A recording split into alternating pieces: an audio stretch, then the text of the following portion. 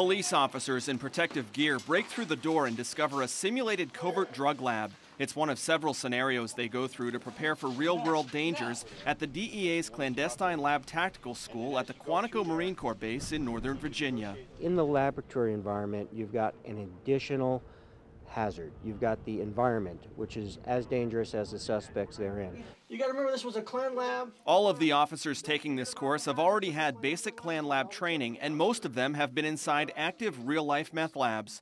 During this particular 40-hour training class, 18 police officers and sheriff's deputies and 2 United States Marines learned how to enter suspected drug labs and confront suspects who may be inside.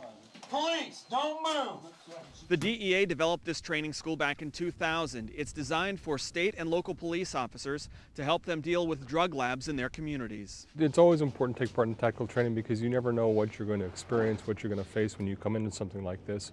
So the more training you have, the more experience you have, especially with training, the better off you are. DEA officials at Quantico say methamphetamine, which can be made out of common household chemicals, accounts for about 95% of the clandestine labs in the U.S. But these drug labs can also be used to manufacture homemade ecstasy, or PCP. Law enforcement officers train in this environment, so when they come across the real thing, they can react to both the dangerous chemicals and unpredictable suspects.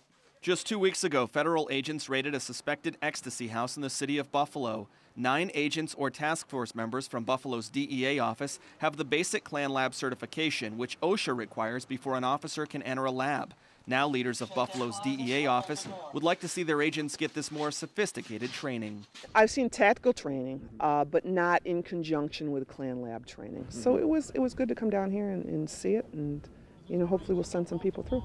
Buffalo's DEA resident agent in charge, Nancy Cote, says she often gets requests from local police agencies to have officers get basic lab training. But after seeing this firsthand, Cote plans to request several slots for Western New Yorkers at a future DEA tactical training school. She says the more officers who are trained, the better, because the meth and X problem is only expected to get worse. In Quantico, Virginia, Rob Macco, News 4 at 11.